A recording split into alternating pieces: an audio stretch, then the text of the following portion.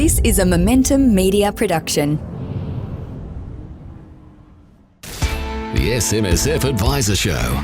Your expert insights into the biggest themes shaping the SMSF advice industry. Hi everyone, and welcome to the SMSF Advisor Show. My name's Miranda Brownlee, and I'm joined by my co-host Aaron Dunn, CEO of Smarter SMSF. Hi Aaron. Hi Miranda, how are you? Good, lots happening. Election this weekend. Yes. Hopefully they'll have the sausage and bread out. So whilst we wait in the queue, although nice COVID-safe environment, as is always the way. But as you said, it's going to be quite an interesting one because we have seen the coalition obviously put a stake in the ground with superannuation when it comes to one of their policies around money for a deposit for a home, for a first home saver. So we'll obviously talk about that shortly, but it's going to make for a very interesting weekend ahead. Yes, it seemed like super wasn't really a big topic with this election until this week, but seems to have all cropped back up again. Yeah, and it's interesting because they said there'd be no real major changes to superannuation and tax and stuff, but then quite clearly there's a bit of a hand grenade that just gets lobbed at the last minute just to try and shake things up. You could call it maybe Scott Morrison's last real chance because, obviously reading the numbers, he seems to be behind.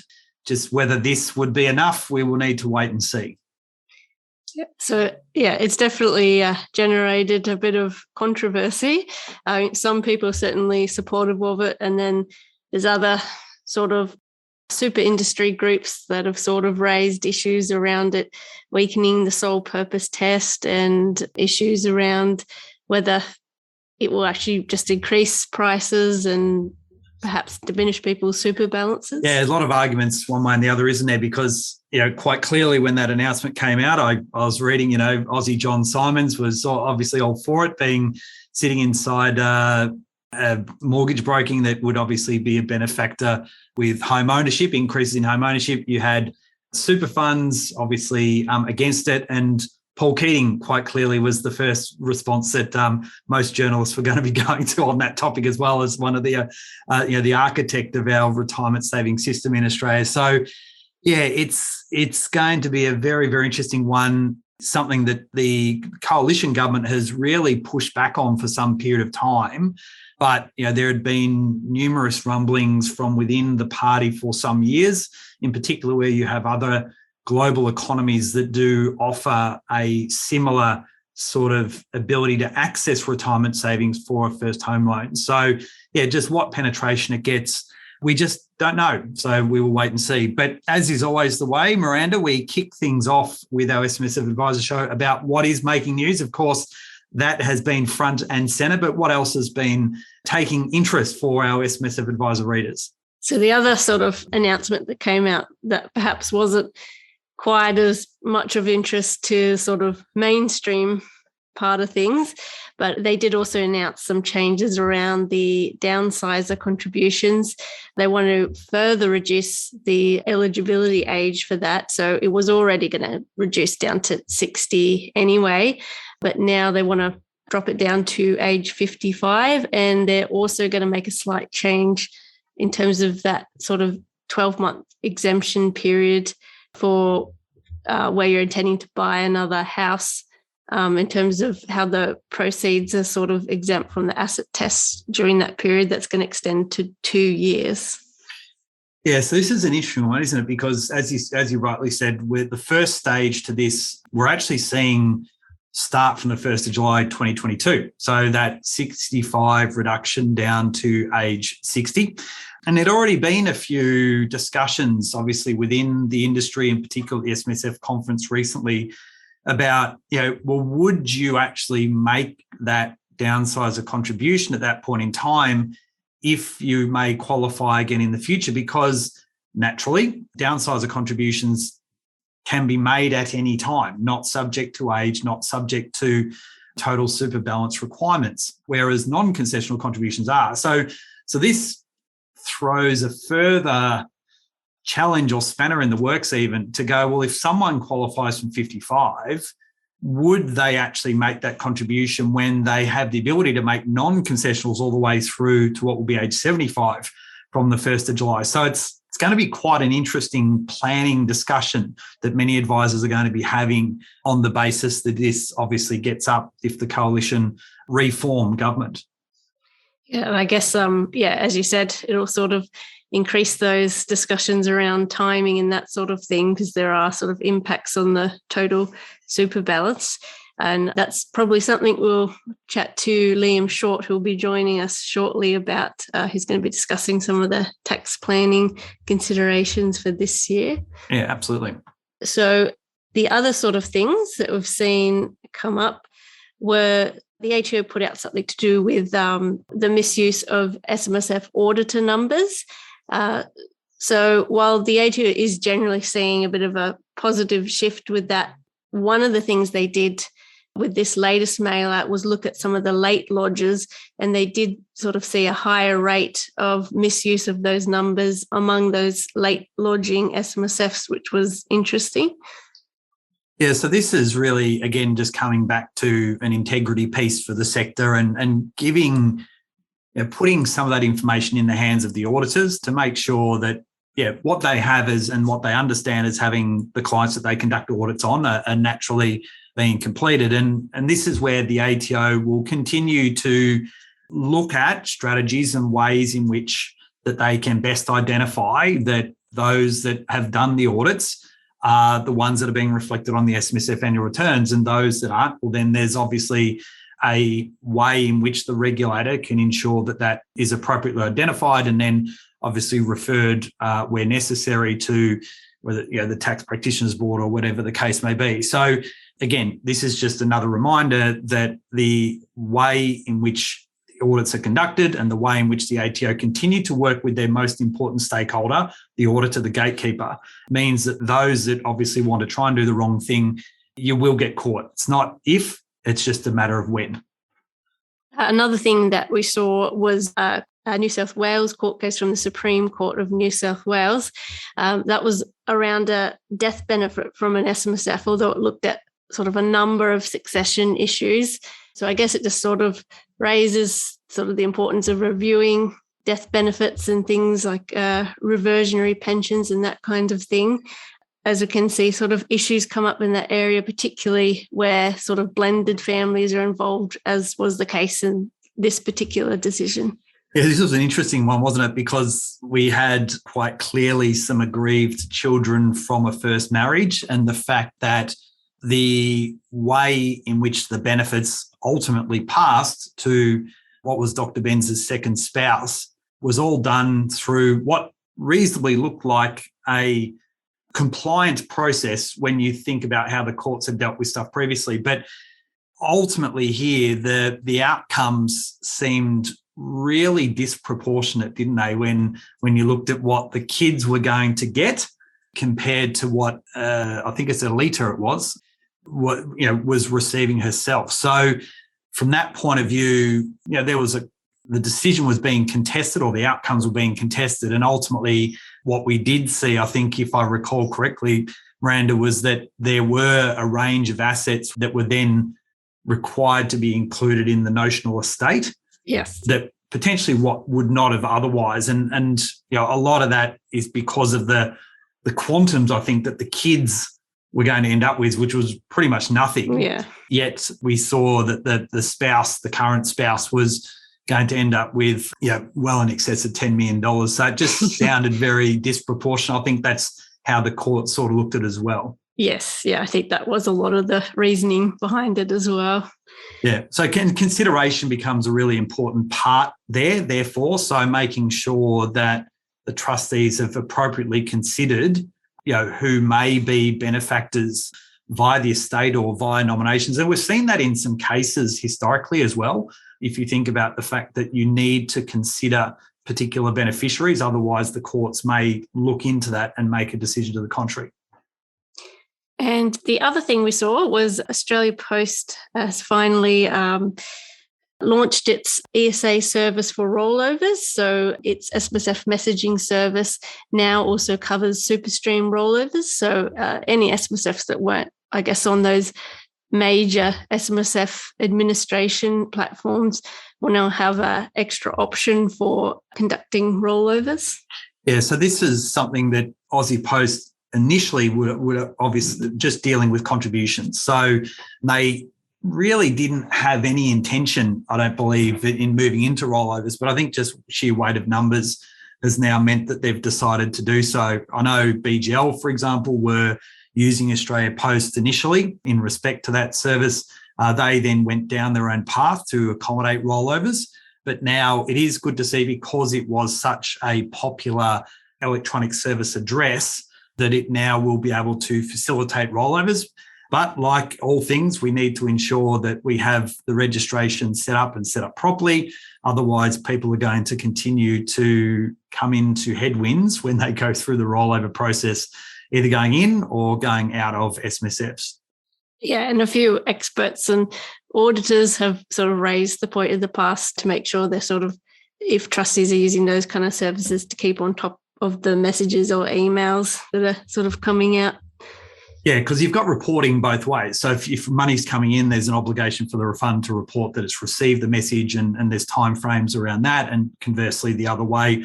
And there is a bit of a sleeping giant that'll get awakened next year around the audit requirements of SuperStream. And there hasn't been a lot of discussion about it yet, but no doubt there will be in the not too distant future as to how auditors will need to audit to ensure that they've complied with the SuperStream standard. And if you don't, then it does become a compliance breach, and some course of action may need to be taken in respect to that as well. So, yeah, there's probably a bit of watch this space there at this point in time. There's also obviously a lot of discussion at the moment just around sort of tax planning strategies, particularly with some of these changes coming up in July. And joining us shortly is Liam Shorte, who will be taking us through some of the opportunities as we come up to 30 June.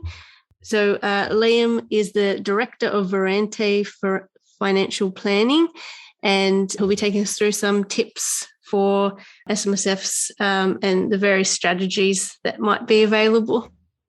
So we're now joined by Liam. Hi, Liam. Good afternoon. So with 30 June just around the corner, there are a number of opportunities that we can be talking to SMSF clients about as part of their end-of-year tax planning. So Liam, can you give us a quick overview of some of the contribution strategies that SMSF professionals may want to discuss with clients in the lead up to 30 June? Okay, well, one of the first ones is to realise that the concessional limit has risen from 25,000 to 27,500 this year. So making sure the clients are aware of that extra capacity, but also looking to see if they've had a good earnings this year, whether or not they have some carry forward contributions. So from the 2018-19 year, if you didn't use your full contribution limit in the following years, you can carry those forward up to 5 years to use them in a year where you can get the benefit of a better tax deduction. So for example, if somebody sold a personal property this year, or shares that they've done really well on, it may be a year where they not just do the 27.5, but they look to see if they can use some of their carry forward as well. So that's one of the first strategies. One of the other strategies is to make sure that if you've got a large capital gain this year and you don't expect to have high income next year, one of the things an SMSF can do that no other super fund can do is use a contribution reserving strategy. And that's where you put an extra 27,500 in this year. You claim the tax deduction, but it's not allocated to your account until within 28 days of the new tax year. So it means you get the double hit of the tax deduction this year, but it's just the second half is only allocated to your account after the 1st of July. And Liam, one of the important things, I guess, with that 27,500 that we kind of need to keep reminding ourselves of is the fact that it doesn't matter how the $27,500 tax deduction comes about. So it might come from salary sacrifice, but it can also come through the fact now that you can make a personal contribution in and claim a deduction yourself. So historically, we can go back pre-2017 and we had the 10% rule that limited us in some of the flexibility of tax planning at this time of year. So that does really open up the fact that, yes, you might have some SG, you might not have salary sacrifice, but it doesn't preclude you from using a tax deduction now to maximise the cap. And as you said, the any previously unused amounts back from 2018-19. Yeah, exactly. And it's probably better to use the personal contribution rather than salary sacrifice if you're going to do the contribution reserving, because you can only do it in June. Yep. Because the contribution has to be allocated within 28 days of the end of the month. So it's really important that probably, you get all your ducks in order, you talk to your accountant, you talk to your tax agent, make sure you know what sort of deduction you need and if it'll work for you, and then put it in place in June and then have it allocated in July. But yes, what I'm finding more and more now is people do a standard base amount of salary sacrifice, and then we do a top up in June each year. Yeah, which is very much at the crux of what tax planning is all about. Yeah. And look, one of the things we have seen a fair amount of volatility in the markets over the last few months. So it may be a time for people to look at the options of doing some tax loss planning. If there are assets there that they want to sell off, maybe do it before the 30th of June, trigger those capital losses, and then they can start with new investments in the new year or start from scratch. But the idea is to really review your fund, see what options are available to you, and talk to your advisor and your accountant, because you may not know all of the options that you have available to you. One of the other things we've seen this year is the downsizer contributions. With a lot of our clients who are moving into pension phase and selling a home at the same time, we're finding we're not only doing the downsizer, but we're using the full non-concessional contribution cap as well. And in a lot of cases, it's if they don't have enough money to do both, we're using it as an opportunity to take some money out of the existing account and recontribute it as a tax-free non-concessional contribution, just to reduce the taxable component for the future. I say that for two reasons. One, it reduces the death benefits tax to the dependents, but two, superannuation has become a very large honeypot for the governments. So the more you can try and have as much tax-free as possible, there's less chance that they will tax that sector. It probably, it may get taxed just like the taxable, but they have given you a concession on your employer contributions and your salary sacrifice. So there may be a chance that might be the only sector that they actually tax. So we try and boost the taxable, the tax-free wherever possible. So one of the fascinating things that we're now seeing with contributions is that the strategies are crossing over so many aspects of contribution. So, I mean, in the conversation that we've already had, you've identified two strategies, two pre-tax strategies and two post-tax strategies where we've actually combined them together. So is there any, I guess it's a common thing that as professionals we need to be across, and it just highlights the importance of understanding the opportunities, but understanding the thresholds and stuff that come with it. So I'm interested to see, how you try to employ those sort of things. And, the fascinating one I think at the moment is the downsides, because we've got this opportunity from the 1st of July where the age is dropping, and potentially it's going to drop even further if the coalition obviously form government. But just your sort of input into how these sort of strategies do interplay and why it becomes so important in the planning with your clients. Well, look, we're going through a period where it's very volatile in the markets. We're probably going to go through a period where wages rise, costs rise for companies. So profits may come under attack, and they may drop. So you have to make the most use of your superannuation possible. So whether it's at age 60, you look and see if there's any way possible of triggering a condition of release. And that's getting you from the accumulation phase into the pension phase earlier through a part-time job, something like that. But then making sure that you work out a strategy for your concessional and your non-concessional. Try to make sure the two never mix. So that, a lot of timing issues there. So for a lot of clients, if they're already in pension phase, they want to make concessional and non-concessional. We might move the non-concessional in on the 1st of June, set up a pension straight away before we put the concessional in. So you're not mixing the two components. So, and the beauty of an SMSF is it's all one portfolio for investments, but you may have 5 or 6 different pensions for each client underneath while you're putting the strategy in place long term. Longer term, then you can tidy it up, put all the tax-free ones together. But short term, it may mean that you have multiple pensions, but they're there for a reason. Yeah. And the strategy will work for you longer term. Yep. You've already touched on quite a few sort of considerations with timing and that sort of thing. And I guess you mentioned the volatility of the markets as well. But with some of these contribution changes and things happening from the 1st of July, is there anything that SMSFs should be considering with their tax planning now with those changes coming up in July? I would just say the recontribution strategies are going to be the main strategy going forward. And that's where you're taking money out and putting it back in. So try and, if you've got term deposits coming up this month, maybe hold off and don't renew them. Keep the money available to do a recontribution strategy in late June or early July. Similar with any shares that you're thinking of selling, try and feed up a bit of cash to give yourself that option to have the flexibility to do some of the contribution strategies. After the 1st of July 2022, your clients will be able to put money in as non-concessional contributions right up to age 75. So it's going to be a great opportunity to move stuff from taxable to tax-free. But it's very much an education purpose for your clients, because for them, you've told them their pensions are tax-free to them. This is all about long-term planning and the taxable and tax-free components. It's totally separate to the pension that they're actually taking out themselves. So it's a bit of an education process, and don't assume that they understand you. So give them some examples. The easiest one I do with a client is if they've got an existing pension that's 50% taxable and 50% tax-free, I tell them that by doing this recontribution strategy, we can reduce the amount of taxable component. And for every 100,000 of taxable component we reduce, it could save their children 17,000 in tax. So it's really important to explain why you're doing it. I find with most SMSF clients, they do think long-term. They're thinking about, what's going to be left for their children. So it's a very attractive strategy for them. And it doesn't cost them much. If they've got the cash flow in the fund, it's just a matter of taking it out, putting it back in. They're not selling assets, but there may be a cost to set up the new pensions and to do the T-bar reporting. So that's one of the things on timing.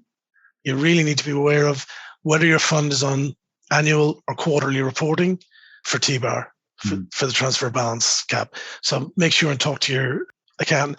It really has come to the time where it's no longer once a year with your accountant or administrator. You've got to be talking to them quarterly and letting them know what you've done with your fund. I've seen a number of cases this year where people have taken money out in October, November, and they're only telling their accountant now their fund's over $1 million. They should have done the T-bar report by the end of the first quarter of the new year. So the ATO is probably going to even make this more stringent going forward. So people have just got to get used to being in touch with their accountants more often. Yep.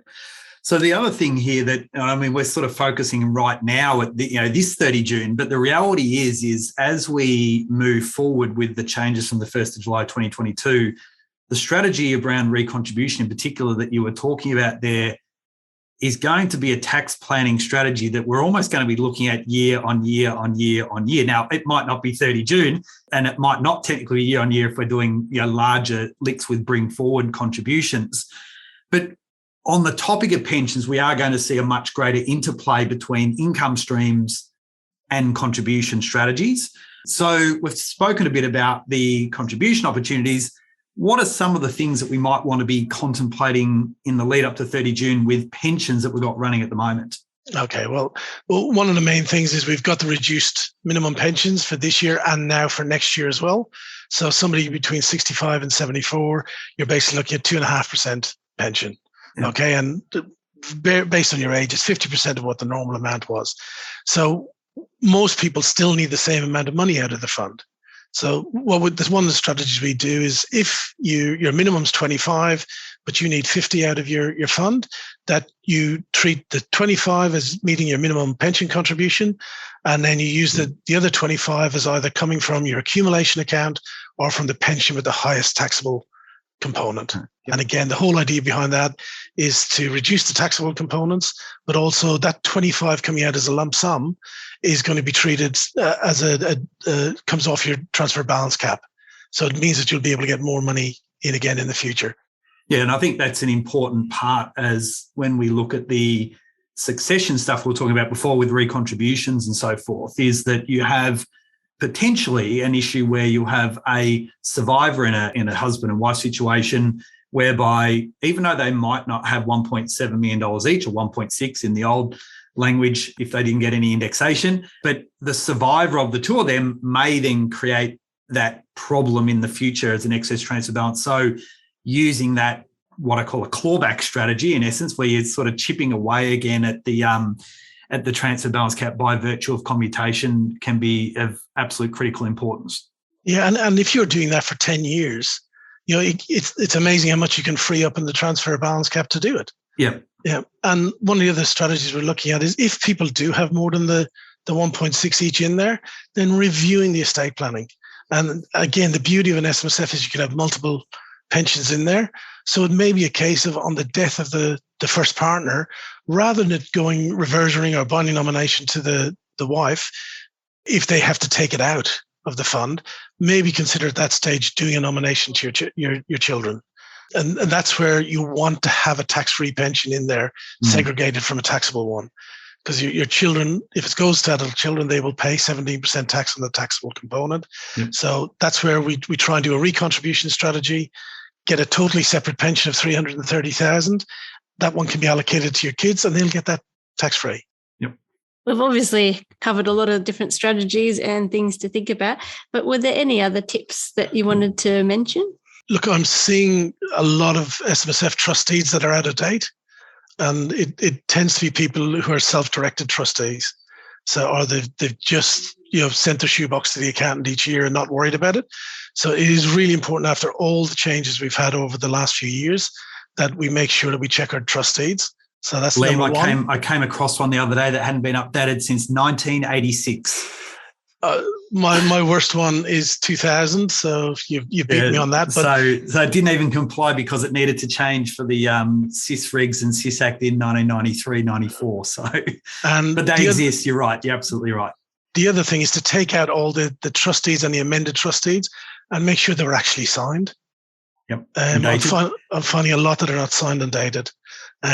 One of the other things now, the recent case, Benz v. Armstrong, it called into question the validity of a binding death nomination and also the responsibility of the member to alter that nomination. And it very much revolves around the New South Wales notional estate.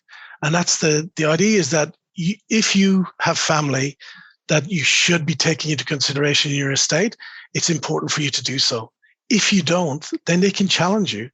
And in that case, what happened was there was a binding nomination to his second wife, but there was throughout the whole estate, there was nothing really left over for his children. So they made a claim. And the judge made the decision that even though there's a binding nomination to the second wife, he actually should have changed his nomination, understanding that his children were going to get very little else, to allow for something to go to them. So it's not just going to affect people who are in New South Wales. It's going to affect anybody who has assets in New South Wales, even if they live in another state. So it's really important to review your situation around that. And one of the things I'm now considering is whether we forget about doing binding death nominations and use reversionary pensions as much as possible. Take it out of the fact that it can form part of the estate. If you can add an extra layer of protection by using a reversionary pension, then let's use it.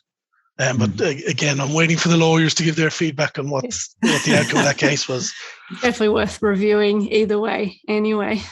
Yeah, absolutely. So, Liam, as is always the case, you are a fountain of knowledge. You're not called the SMSF coach for no reason at all. We do thank you for your time and sharing some wonderful insights around opportunities that we do have, not only in the lead up to 30 June, but things that we might be contemplating as we move into 2022. And as you succinctly put it at the end, some important just tips and traps that you should constantly be reviewing with your SMSF clients as well. So thank you from both of us for being a part of our SMSF Advisor Show today. Thanks for the invitation. Pleasure. So Miranda, that was a great catch up with Liam Shorte around SMSF tax planning opportunities in the lead up to 30 June. What was some of the key takeaways that you got? So we covered a lot of different sort of interesting strategies. I thought it was also interesting how he sort of mentioned some funds might have seen volatility. So it is worth sort of reviewing those CGT events and whether they can claim losses and that kind of thing. But also just some of the things that really should be reviewed every year. He mentioned the trust deeds and some of them like not being up to date or not being signed, and just the importance of making sure those things are covered off, as well as considering some of those other strategies that are sort of emerging at the moment. It's a fascinating topic. And I mean, I did a webinar recently, and I might even just give a quick plug because I do have nearly a 40-page checklist if people want to find out more about maybe even purchasing that office. But I digress. But what it shows is there's an enormous amount of opportunity around tax planning with SMSF clients. And it doesn't matter whether you're an accumulator or you're in pension phase or just some of the belt and braces things that you need to do to wrap all that up. If you devote the time to look at these issues with your clients, you will find some fantastic opportunities. And that's the thing that I took away from today, is that those that are strategically focused with their clients will find those opportunities and will be rewarding their clients as a result of that. Yeah, I thought a lot of the sort of estate planning kind of tax strategies were really interesting as well, around sort of managing the transfer balance cap and also the taxable component and everything along those kind of lines. Yeah. So as is always the way, if anyone has got any future suggested topics or speakers, Miranda, how can they get in contact with us? So they can get in touch with us at editor@smsfadvisoronline.com.au. Excellent. Well, thank you once again for joining us for our SMSF Advisor Show. We look forward to you joining us next time. We may have a new government. Who knows? Take care and bye for now.